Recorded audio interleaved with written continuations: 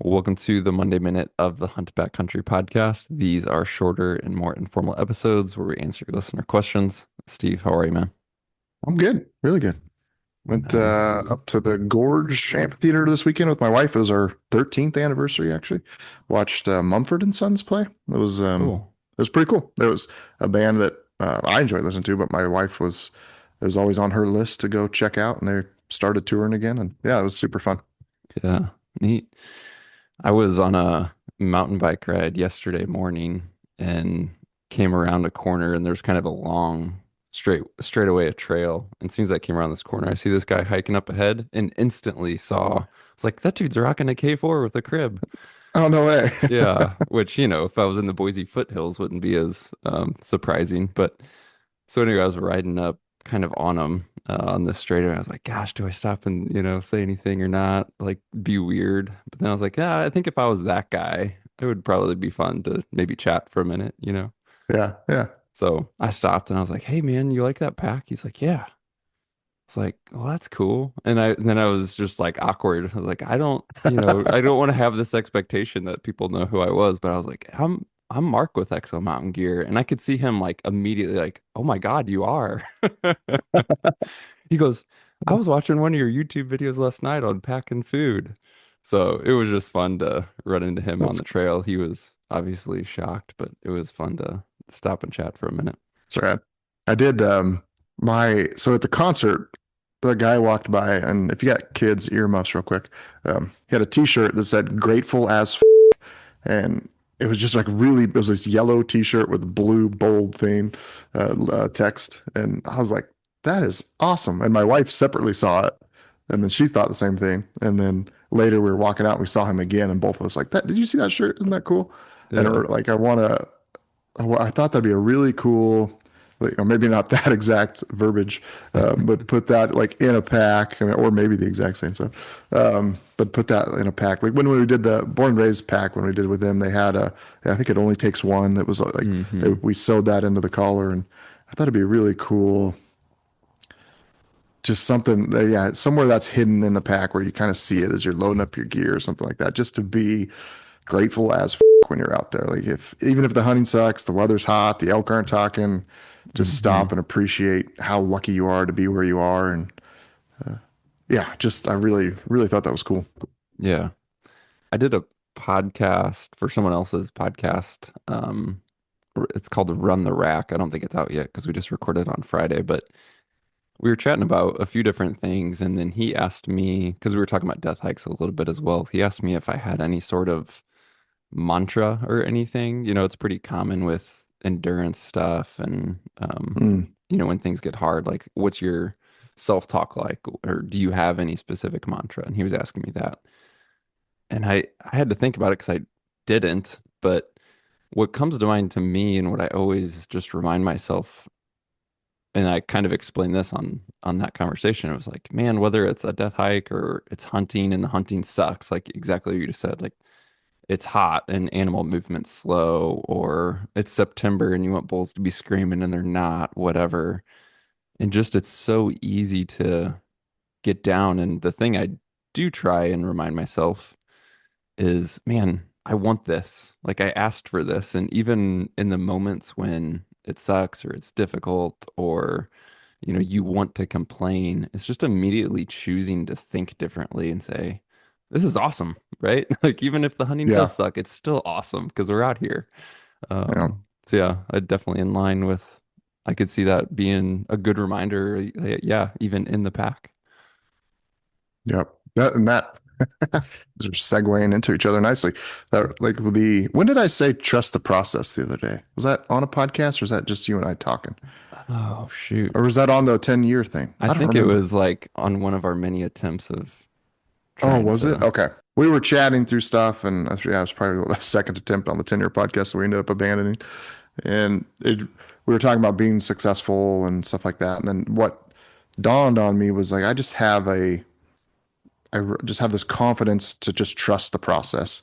And then I was thinking about that over the weekend, like, okay, what is my process? What is the process?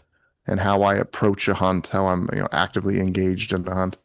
And I definitely were like, okay, Mark and I need to sit down and write this out. Like, what does that look like? Because it's you could go, it falls into this kind of family tree concept we've been talking about with some other things, but you could just go high level. Like, here's the five things. Right? I mean, it's like you gotta have mental toughness. You gotta have the physical ability to do it. You have to have your weapon dialed in. You have to have the right kind of hunt approach. Um, and then that what you're just talking about right there, the right mental attitude. Like, okay, if I stay positive, if I'm excited to be here, if I think an opportunity is around every corner, if I believe that, so that's my process, and just hunt with that, then good things will happen. Yeah. It's the as soon as we get into these conversations and I hear that, like I heard everything you said and I relate to it and agree with it and I've lived it and you and I have lived it together.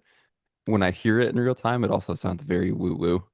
And just like you don't make good stuff happen by thinking good thoughts, but when I hear it objectively, I think that, but then I'm like, well, that is actually true.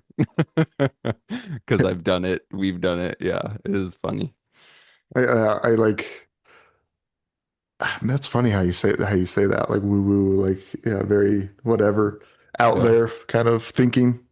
I truly believe like I can like envision an elk being around the corner and have that materialize like uh oh they're definitely gonna be right around this corner, like Yeah. I know there's a bedding area, it's midday, all right, take my time, winds are right, bam, there's the elk. Yeah. um I hmm, think I mean, at the end of the day, it's you obviously didn't make an elk materialize, but it's being prepared for it. It's expecting it. It's being engaged yeah. versus head down, thinking crappy thoughts, whatever, turn the corner and either never saw the elk because you weren't actually looking for it at that point, Hmm. or you see it potentially later because again, you weren't as mentally sharp and engaged, and therefore you spook it versus see it. Yeah. Like it's those differences. Your expectation and how you don't create the opportunity, but it's how you're engaged with the opportunity versus not. Yeah. No, Yeah. I like that, expecting versus the opposite, not expecting. You're like, oh, there's no elk in here. I'm not going to see one. Versus, that's head down, kicking rocks, not paying attention, not being as focused. Versus, oh, there's definitely an elk around this corner. And then as you're coming around, just going over the rise and the ridge, or coming around a little finger and looking, oh, there it is. It hasn't seen me yet. And all of a Hmm. sudden, 30 seconds later, it's a dead elk. Yeah. I'm excited to start archery elk hunting again this year. Yeah. I've been shooting the bow. Last Wednesday, Jess and I went over to Darren Cooper's. So we did, I don't think that podcast aired yet, but It is Darren's a not. former Hoyt engineer. We've had him on the podcast a bunch. I mean, just amazing wealth of knowledge. And we went and shot a tuning video at his place last Wednesday, brought over that RX-9 I got. And definitely, I'm not a slouch when it comes to archery knowledge. Darren's like, I mean, light years in front of me. So it's super cool. I don't think we shot the video super well, and that I don't know. I almost want to do a take two of it, and then also we talked about doing a kind of go out in the field and shoot one day and do some just kind of like some tuning tips, like what he's looking for, just things like that. Little shooting form tips, and yeah, it's really it was pretty cool for me to be hanging out with him and doing that, and I definitely learned a lot. This is another segue. It sounds like a setup. It's not. It's a genuine question. You just said RX-9 and then we're giving away a Hoyt okay. We're giving away a Hoyt AX. So I'm assuming the AX is just their like aluminum and then Yeah, RX-9 is still carbon. Is that the difference mainly? yeah, yep. Okay. Gotcha. I just realized when you said RX-9, I was expecting you to say AX because that was what was in my head that we were Oh, giving away. But then I was like, wait a second. So yeah, just carbon and aluminum. Got it. yeah. What bow do you have right now? Of 2, 3 years old, the VTM from Hoyt. Oh, okay. Yeah. And I So I like that's an it. aluminum riser. It is. Yeah, Yep. yeah, yeah. So it's the like 3-year-old version of the AX. Gotcha. Correct. Yeah, it's the VTM 34. Mm. And I really, really like it. Is that you shoot lefty, right? I do with bow. Yeah. Yep. Okay. Yeah. Yep. I couldn't remember if that was just with rifle or with bow as well. Yep. Well, speaking of, yeah, we're giving away a bow. We're giving away a bunch of other stuff. If you somehow missed it, just released last week our 10-year podcast. We announced the giveaway for that. So there's 10 prizes. Yeah, bow, rifle, tripod, shelter, all kinds of good stuff. A bunch of you guys have gone and entered for that. So thank you if you have. But if you haven't yet, you still do have time. The last day to enter is going to be this Friday, as of the time that this podcast is releasing. So Friday, July 25th would be the last day to enter. You just need to go to exomountgear.com/podcast. You'll see a simple email entry form there. So do that. That's step one. When you do sign up for that with your email, you also get an email response. We're going to give you a limited discount code, um, also good through July 25th for an exomountgear.com purchase of 50 plus. And then if you make a purchase there, you also get bonus entries to the giveaway. So once again, all that's going on. Go get entered this week if you haven't yet, because the prizes are great. You'll see all those in the email. We send a full recap of what all the prizes are. And then, yeah, we'll be drawing the winners, I would say next week on the Monday Minute, the 28th, Steve. But then you had this idea of doing a live reveal of both the winners, but kind of just a live podcast Q&A type thing. I think you and I need to figure out this week. I think we may do that on Sunday night, the 27th, but TBD. We'll let you guys know. Since we do have your email address, if you've entered, we'll definitely send you guys an email when we have all those dates and details finalized for that. So again, everything's at exomountgear.com/podcast through Friday, July 25th.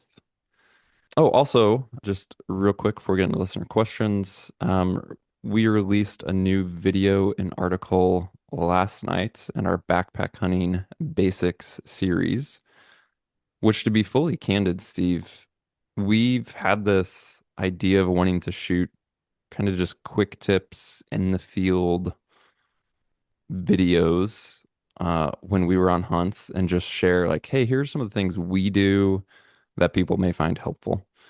It wasn't until Hmm. after we shot those on our bear hunt this spring that we came up with the title or the idea to call these backpack hunting basics. But it was essentially we just made this big list of ideas. We shot some of them on the bear hunt.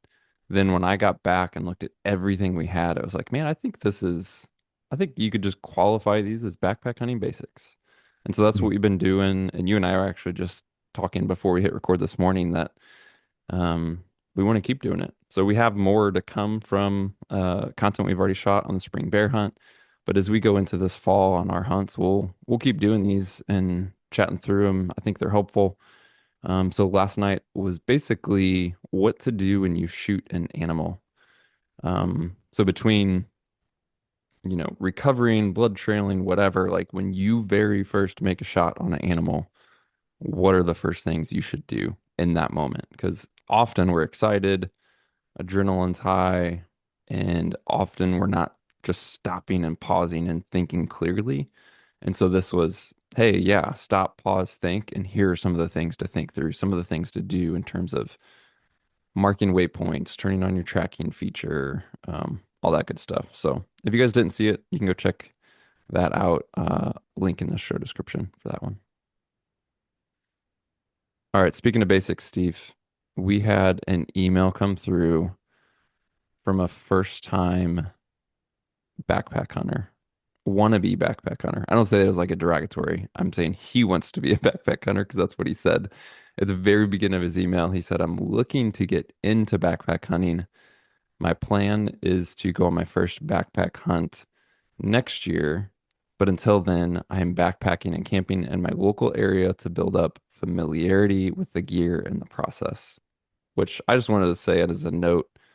We've tried to beat that drum really hard, Steve. It was cool to hear him say that of do not wait until your backpack hunt to figure out how to at least go backpacking, get familiar with gear, set up a shelter, cook a meal, do whatever. Don't wait for your hunt to figure that stuff out. So it was cool to hear him say that. But he Yeah. got into some questions. He said, in terms of selecting an area to hunt, I see a lot of units in states like Idaho and the western part of Montana that appear to be more remote and would potentially have less pressured animals, but tend to mention heavy wolf and bear presence. And also, the Hmm. terrain appears to be very rugged. He said, do you think these are units to avoid as a first time backpack hunter? Is there significant danger from these animals? He's talking about wolves and bears. And do you think that terrain should be avoided for someone who is newer to backpack hunting? I know there's no easy answer to this question, but I'm curious what your advice would be. You're not prepped, Steve, but what are your just first thoughts on hearing that? You know what? We just did the course with Backpacking Light last week, which Mhm. was yeah, it went okay. But the somebody asked the question about how do you approach hunting in grizzly bear country, and that was definitely like, well, I just don't. When I'm talking about Montana, Wyoming, those areas where bears are truly a problem, and there's a lot of them. But then well, it was how do you approach packing out meat in grizzly bear country? That was the question, Mhm. and that made me think of really the like your the number one thing you have out there is you have to get the meat back to the truck. And so the distance that you can physically hunt from the truck directly correlates to how many days it's going to take you to get the meat out.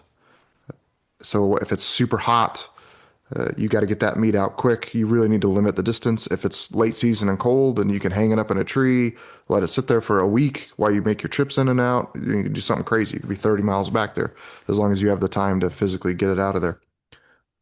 That same thing applies to this kind of question here of this guy, a lot of bears, a lot of wolves, very rugged country. So I would ask the question, like, what time of year hunting? Are you hunting with a buddy? So that's really going to dictate his ability to get too far. I mean, I would say most people, if you're going past 5 miles, depending on, I mean, and 5 miles of up and down rugged terrain versus 5 miles of trail is two very, very different things. So you have to Mhm. kind of take that into account, how your access looks like to get into there. But you got to keep that in mind. So that's the first thing that pops into my mind with this guy is if he's new to backpack hunting and he's looking at hunting really remote, rugged areas, you really like, okay, what am I hunting elk? Am I hunting deer? Deer is obviously a lot easier. If you're in really good shape, you definitely just have the potential to one trip that out. You're probably looking at a 120, 130 pound load, but it's doable if your body's ready for it. Elk is obviously a different story. And then yeah, time of year, what's the weather going to be like? Those are all considerations that play into mind. As far as if you're saying Idaho is, I think he asked if there's danger with bears and wolves, Mhm. and the vast majority of Idaho, I would say no, absolutely not. Like wolves are, there's very few documented cases of them actually attacking humans. Black bears, I mean, I've you hear one-off stories here and there where you get an aggressive black bear, but by and large, the second they see you, they are hauling ass the other direction. So it's not even a black bear in Idaho is not even something that's ever crossed my mind of being dangerous. Um, like I don't ever pack a pistol because of black bears. Um, so yeah, I think that Yeah. answers most of the question. Yeah, one thing too, as I was thinking through, is very similar to what you said, just like understand your true capabilities. Everyone romanticizes this idea of going way deep into the wilderness and into rugged terrain and remote areas and then hunting there. But yeah, just you have to be realistic with your capabilities. And the thing is, when you're new to this, you've never packed out an animal, you don't actually know what your capabilities are. So there's certain things you can do, of course, to see like what is it like to carry 80 pounds or 100 pounds or 120 pounds. You could do that at home, but also again, it's going to be different in the field. It's going to be different in that terrain, and it's going to be different at call it the end of a 5 7 day hunt when you're physically not fresh, right? So understanding those capabilities, but then also just this idea of the ability to adapt versus just going full send or going balls deep. If you are new and then you're also going to a new area and you're looking at getting really remote and rugged terrain, it's a big commitment of time and energy to get there and then to hopefully be in a good spot with good hunting and good animals and everything else. That is decreasing your ability to adapt. So if you have 7 days, 10 days off of work to do this hunt, and you're investing a lot into an area, just obviously by nature, that's taking up more time, energy, effort. So maybe on a first trip, both in terms of figuring out your physical kind of mental capabilities as a hunter, but then also to learn the area, you don't want to commit and go as deep, go as remote, go as rugged so that you can adapt and kind of check spots out. So yeah, it's not always a right or wrong. It's just understanding the trade-offs of kind of those two things. Yeah. I think, did he also ask the question of like hunting quality with areas that are heavy with wolves and bears? Well, so he Yeah. not directly. So he just said areas that are more remote and potentially have less pressured animals. And then both of those areas mention wolf and Mm, bear presence, whatever areas yeah. he's at. So With black bears, no, like I have some very good elk and deer hunting spots that are covered up thick in black bears. I don't think they affect the quality of hunting at all. And wolves, if you asked me that question 10 years ago, I would have said absolutely. Certainly, since we've been able to hunt them, I've noticed a drastic change in wolf behavior. I'm not seeing them nearly as frequently. I don't know if the numbers are just that much reduced, but they're definitely more reclusive. And it affects the elk hunting, probably not so much the deer hunting, but it affects it, but not near as much as 10 years ago. It's not really a consideration for me anymore. I'm still going to go. 10 years ago, there was spots like I know it's covered up in wolves. It's September. The wolves, the elk aren't going to be talking. I'm not going there. I'm going to go find somewhere else where I think there's less wolves. Now it's definitely much less of a consideration. yeah. Just and that's just speaking directly to my experiences in Idaho. I don't know about other states. He also wrapped up his email with two stupid questions. I can't remember if he said stupid or dumb. His words, not mine. But Hmm. I thought these were, again, very new perspective questions. I don't mean that, again, in a bad way, but just these are probably two basic questions that people wonder about, but few guys have maybe the willingness to actually ask the question. So we'll do it here publicly. He said also, how do you deal with cleaning your trail cup or water bottle or spoons from coffees, drink mixes, and foods? Do you wipe them out? Do you actually clean them with something like a Dr. Bonner's natural scope and scrub them? Or do you just lick them clean and leave them somewhat dirty? Uh, yeah, I'm the wrong guy to ask here if you want anything fancy. I essentially will uh, lick my spoon clean, usually wipe it on my clothes quickly, which are dirty, so it's probably making my spoon even worse condition. And that's about it. The only super proactive thing I will do is avoid Mountain House meals with cheese in them. I haven't actually eaten a Mountain House name brand meal in a long time, but I remember in the early days, I would get like a Mountain House lasagna or something, and that cheese just sticks to everything and then turns in rock hard, and you'll never get that off. So I was kind of joking, but kind of serious. Yeah, I water bottle. I mean, I'm using one primary bottle, so I'm kind of constantly flushing, filtering, drinking water through it. If it had a drink mix in it, I'll just swirl around some additional water and throw it back, not ever clean it. The trail cup thing, um, I know for you and I both, Steve, we eat straight out of packaging.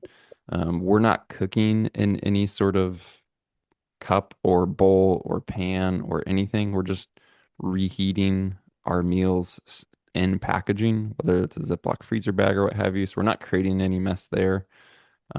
So for me, it's really just the spoon, which again, I just kind of lick and wipe clean. Anything for you, Steve? Well, it's funny. I have a jet boil fork, and there's one fork has been with me as long as I can remember. I mean, I'm probably thinking 2010. I've had this freaking fork, and I don't know how I haven't lost it at this point, but I saw that the other day, and I was like, I wonder if this has ever been in the dishwasher or even cleaned with soap.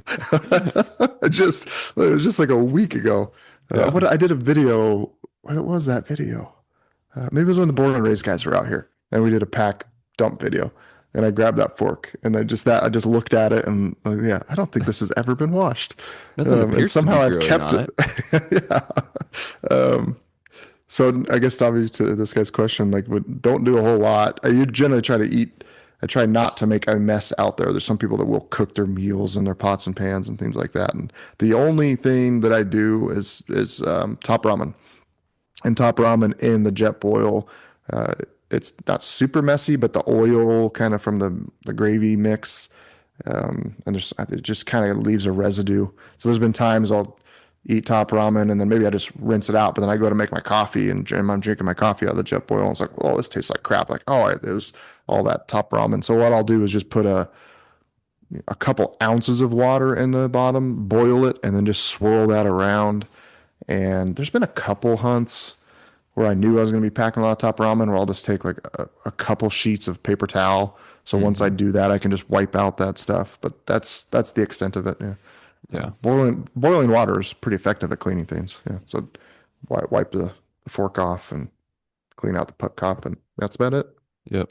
There was a time where I used to pack one paper towel per daily food bag, and now I don't even Hmm. remember why. I mean, it was definitely to Hmm. clean something, but now I'm like looking back, I'm like, what was I doing that I Yeah. needed an actual paper towel to clean? I don't, maybe it was those Mountain House days of trying to get that cheese off. I don't remember.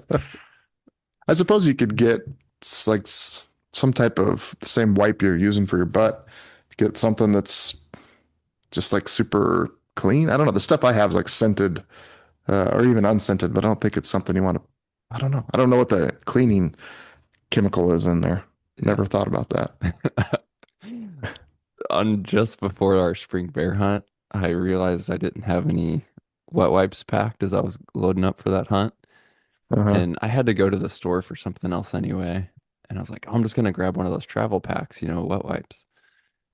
And I couldn't find them in the aisle where the travel stuff is. And then I was at the register and they happened to be hanging there by the register where they have, just the random crap, right? I was like, well, that's weird they're there, but okay. So I grab them and throw them and buy all my stuff. And then I'm getting ready to leave for that hunt. And I realized that the travel pack of wet wipes that I grabbed were actually uh like antibacterial something medicated hand wipes. I was like, that probably would not have felt good if that was the only thing that I packed for my wet wipes to do my business with on this trip. So I was glad I saw that at the last moment. I had that happen once about some wipes, and they were like, "Oh, that's I uncomfortable. see. They sting." Yeah, I see. All right, he had one more question, another basic question, but a good one. He said, also, how do you dry the inside of your Hydro Pack after a trip? He said, I hung mine up and it's taking 3 days and it's still not fully dry. Yeah, so good question here on like the Hydro Pack Seeker bladder that we use for water containers. They're tough to get dry. Anything similar. I mean, this applies to pretty much all water bladders and different sizes, designs of bladders are going to have different openings. Some you can prop open easier to kind of ventilate and dry, some you can't. The Hydropack Seeker that I use, you can't really get that thing situated really well in most instances to dry. And so I have a solution that Steve's gonna love, but it's also dual purpose. It serves a totally another Oh purpose. no. I know. So for probably 5 years ago, I bought a little pump to inflate an air pad. But this, I don't take it, Steve. This is totally different than the little air pad pump that we've been ranting about. This one's a little bit bigger, um, and I just keep it at home for two purposes. One is to dry my bladders. So I'll take this air pump, I connected a little bit of tubing to it, and then I'll route the end of that tubing into the bladder, turn this pump on, and it's essentially obviously cycling air into the bladder and helps it dry. I'm not perfect about that. I don't do it after every trip. Sometimes I get home and I'm busy and I forget. But when I think of it and can, I do try and take that approach. It helps it dry and keeps anything from building up in there. So that's one reason I have this pump and this tubing. The other one, again, I don't do this all the time, but especially in the summer, I'll take it to the range with me. And the tubing fits in the chamber of my barrel really well. And so, same deal, turn the pump on, airflow, and they sell these. People will call them like a chamber chiller or a chamber cooler, things like that to help cool the barrel. So, you've been shooting rounds, building up heat, and it's peak summer and it's already hot out. It can take a long time for your barrel to cool. Maybe not a big deal, depending on your rate of fire and what you're doing, but for some like things like load development and checking loads, it can be a pain. You want to get that rifle barrel to cool and that chamber to cool a little bit between testing different loads, for example. So that's another reason I'll use this same little air pump with some tubing. Clear out the bladder, dry it off, and then take it to the range and shoot cool-ish, but some airflow down the rifle barrel to help it cool. So it's kind of a dual little purpose thing. Works well, and all the more reason, Steve, to own some sort of small air pump, even if you don't Yeah. use it with a sleeping pen. Or what are you gonna say? Be a man and use your mouth and just Well, blow into your bladder? I mean, tell me what your approach is here. uh, yeah, so I would say in season, I'm not ever drying it out. Like let's say first hunt starts up until all the way September, October, November. I don't really worry about it just because it's getting used frequently enough. I will sometimes run like hot water and soap through there, shake it up really good, clean it out. And then to dry it, I just simply hang it, basically upside down. And I just put, it's always something different. I just, the last time I just dried it out, I had a gun cleaning rod and I just propped it up, put it up inside there. And so it keeps the whole thing open and then hang it. And a couple days later, go back out in the garage and it's all dry and I just throw it in the hunting bin. So that's all I do. Yeah. Okay. But I did have another one, which was I saw like a, I don't know if it was Facebook or Instagram ad for this very elaborate bow carrier. Um, and then I instantly thought like, be a man and use your hand. Not be a man, use your mouth this time. Use your Not be hand. a man, use your hand. Because it's funny the lengths people will go to not to carry their weapon. And I think I could go on a long spiel about this. Like, yes, carrying your bow all day long in your hand sucks. Yes, carrying your rifle in your hand all day long sucks. But I don't see an alternative to it. There's really two defined, at least how I'm hunting, there's two defined. I'm either traveling to a place with a very low chance of seeing an animal that's going to be a instantaneous shot, right? Like, holy shit, there's a Hmm. deer. Get my gun, shoot as quick as I can. That's not really happening. Because if I am in a situation where I think there's an opportunity, my gun's in my hand, right? Like Hmm. I'm ready to go. I'm still hunting through the woods. I'm walking slowly. I'm looking behind every tree and bush.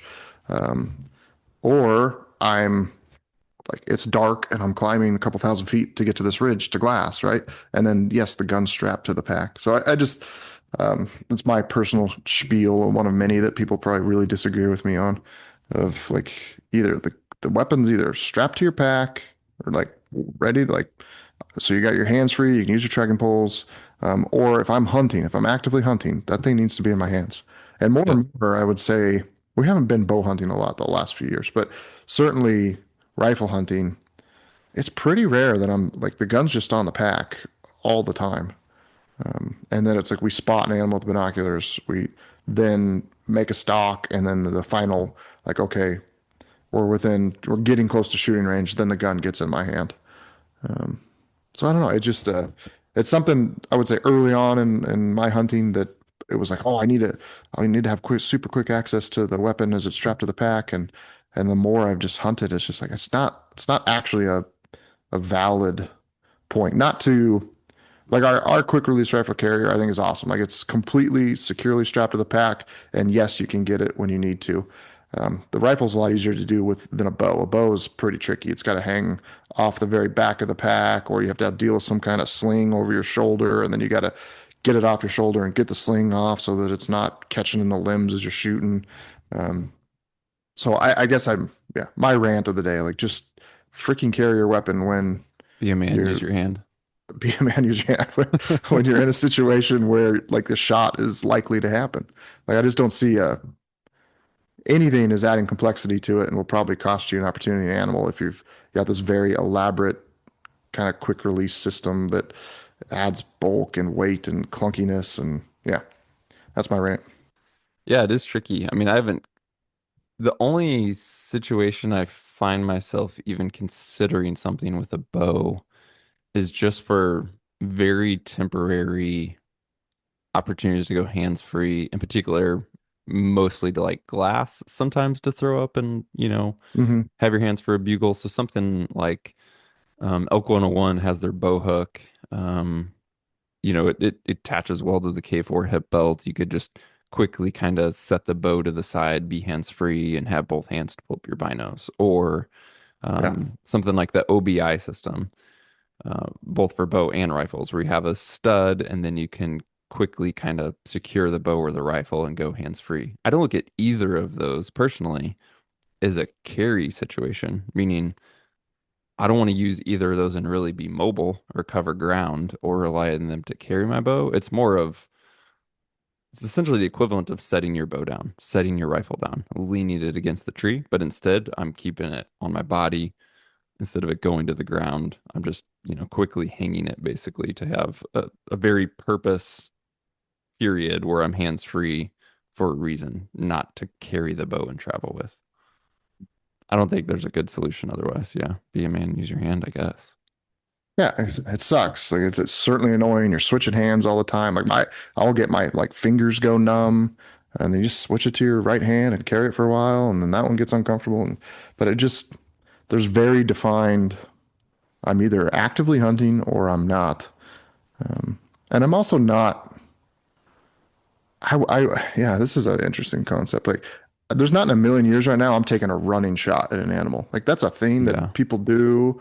Not no, like that's the most talk about long range shooting as being unethical. Shooting a running animal, that is highly unethical, right? Like if you actually like went to your range and could somehow simulate having a 12-inch, lid to a bucket or something like that and have it going at even 5 miles an hour, 100 yards in front of you, the chances of you hitting that on the first shot, like there are very few people can do that. But yet that's kind of like accepted in some circles, like, oh, he was on the run and I shot him. Like that's insane. That's crazy. So I'm not shooting in that regard. Like if I see an animal and my rifle's on the pack, great. I'm gonna range the animal real quick if it's more than like obvious like 100 yards, and then get a secure rest, find a tree, use my pack, use my tripod, use trekking poles, whatever, and take my time and make a good, clean, ethical shot.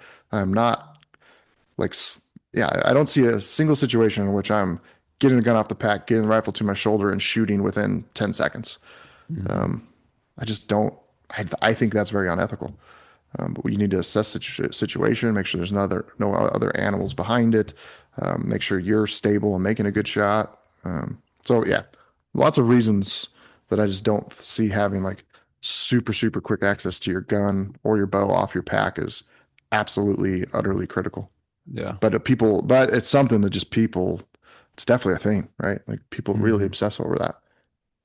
Yeah, there's definitely, say there's a scenario where it's you see an animal and you don't know this obviously ahead of time, but let's say you did have only 8, 10 seconds to make the shot, right? And your bow or your rifle's on the pack or what have you. It's like 100% you may lose an opportunity at that fleeting short shot opportunity.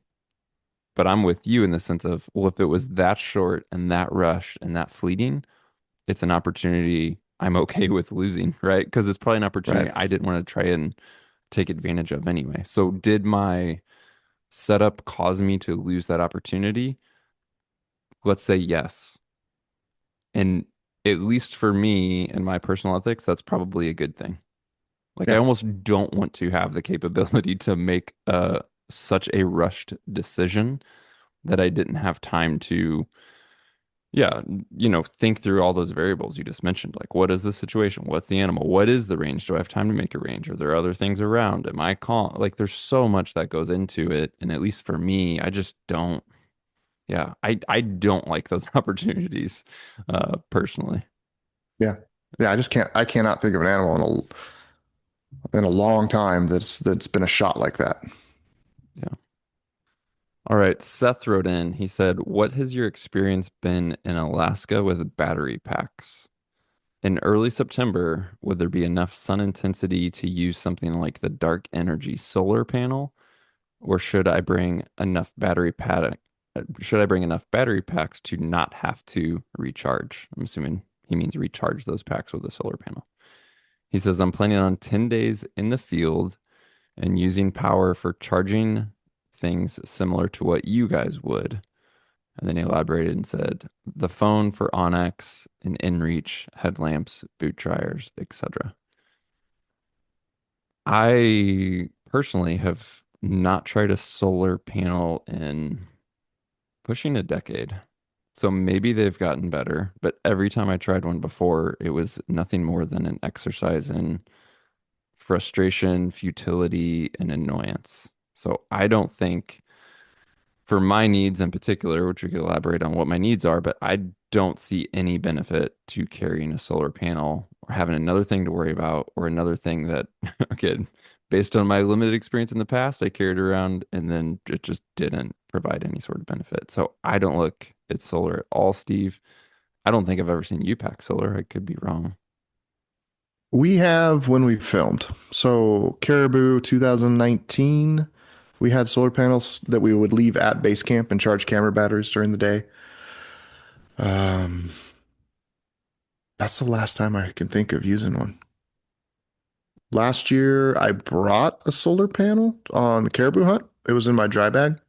And then actually, yeah, I went to recharge a battery bank when we left the rafts. And when we got back, the solar panel was gone. And the battery bank was gone. Like a bear came and got it. So yeah, I did forget about that. And that was the same solar panel. It was by Gold Zero, I think. Yeah, little folding one, pretty lightweight. I think so. To go back to his basic question, he said 10 days.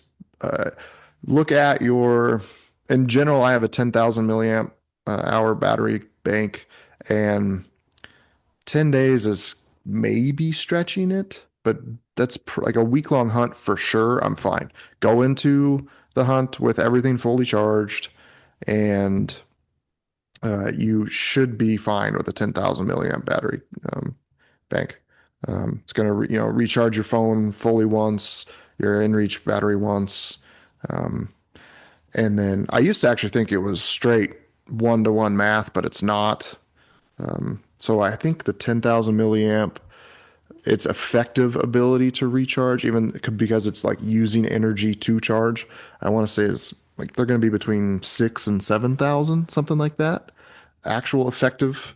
So if your most cell phones are between 3 and 4,000, I don't know what an inReach is. I think it's like 1,800 to 2,000. So you can do the math and figure out exactly like how many times you can recharge your specific cell phone, your inReach, your headlamp, um, and get it figured out pretty easily. Exactly how many times you could recharge, and then it is just experience. If you go on your first hunt, you want to obviously pay attention to your consumption. I try not to try like if you get down, if you go from 100% to 70%, I try not to recharge until I get down to like 20 or something, just because if I'm just constantly recharging a little bit, I don't know exactly how much I've used. So if you're trying to figure out your consumption of your cell phone running Onyx during the day, at least go through like a full day without plugging it in. So, have it fully charged in the morning, and then, okay, I'm going to bed. It's down to 70% or whatever it is. Make sure you're putting your phone in airplane mode and battery saver mode. A few of those things that can help. Um, and then, yeah, same with an inReach. Generally, the inReach Mini 2s have been fantastic. They run for, you can just leave them on and they run for I don't know, 3, 4, 5 days. I seem to have a little bit of inconsistency there, but they're pretty dang good. If you're certainly just turning the inReach on and off, you would probably never have to recharge it during a 10-day hunt. If you're just like 1 hour, turn it on, check your messages, send some messages, turn it back off. Um, I've kind of had the habit, especially if I'm hunting solo, just leaving it on all the time. So for this guy, I would do like a 10,000 milliamp, and those do seem to be like the one from Nightcore is probably the lightest. I want to say they're like 5.25 ounces. Probably the lightest 10,000 milliamp one on the market, and that's pretty tough to beat. That's a sweet spot on energy versus weight. Because if you go as you drop down to 5,000, your your milliamp hours per weight of the device decreases, right? Because you still have kind of the same amount of plastic and all the components and stuff like that that are besides just the battery inside of it. And then when you get up to 20,000, they seem to get pretty dang big and heavy. So yeah, that would be this guy's going on a 10-day hunt. My advice would be I'd pack a 10,000, maybe two 10,000s or a 10,000 and let's say a 5,000 and just Hmm. have that 5,000 as a complete backup. Um, yeah, Nightcore came out with a cool, what's that called? The NB Air or something. It's super light. I think it's Is that the thing approaching the we saw same. at SHOT Show? Is it out? Um, there was two that we saw at SHOT Show. One of the two was out. Yeah, Okay. yeah. Yeah, I The like what you NB Air is a said there. I think, 5,000. Yeah.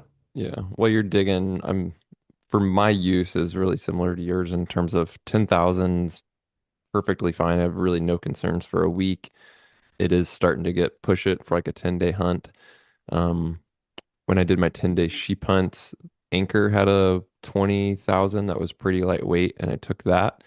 I don't have any concerns necessarily or regrets for doing that, but since doing that, I had the same thought as what you mentioned, Steve, of maybe two is one and just having a little bit of redundancy.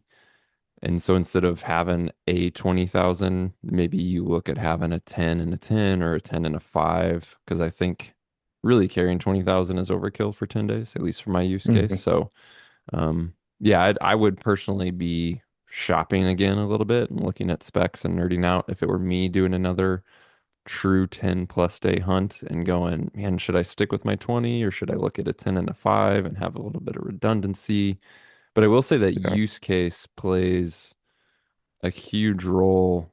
It's like devices matter, yes, but your use of those devices matter. And I just witnessed that on seeing people and hunting with other people and how much they're on their phone, whether that's for Onyx or they, I mean, I don't ever really do this, but I've been with guys and it's like they watch a movie at night and stuff like that. So just it's Mhm. not just always days and devices, it's how you're using those things. Are you taking a lot of photos and videos or not? Are you using Onyx only? Are you, yeah, watching those videos at night? When it comes to your inReach, do you leave it on all of the time or do you kind of turn it on and off a couple times a day just to check in? All that stuff really matters. And then, Seth mentioned boot dryers. I'm assuming it's probably something like the Graxaw boot dryers.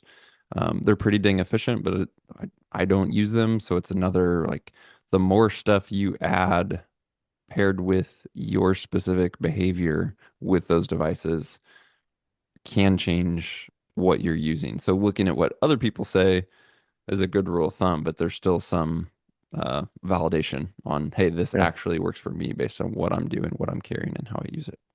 Yeah.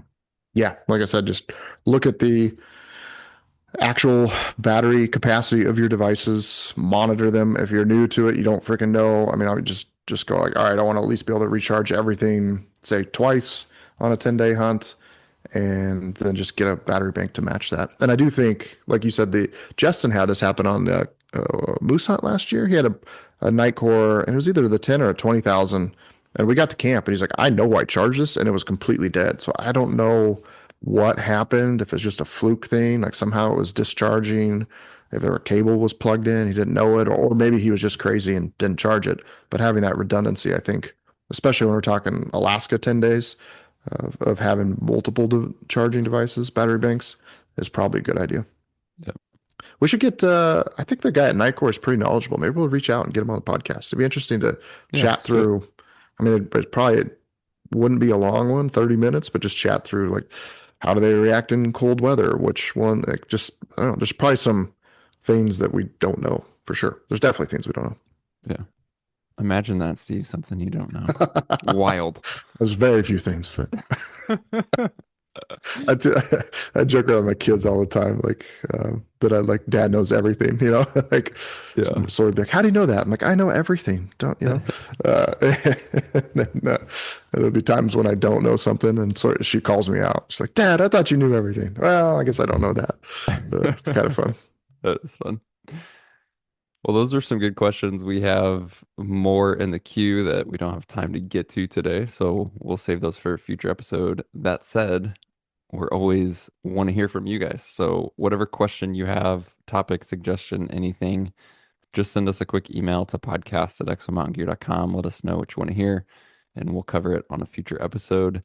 And then finally, just don't forget that the 25th is the last day to enter our 10-year podcast giveaway for some great prizes. To get entered for that and see what all those prizes are and all the details, just go to exomountaingear.com/podcast before the 25th and get entered. Should take you just a few seconds.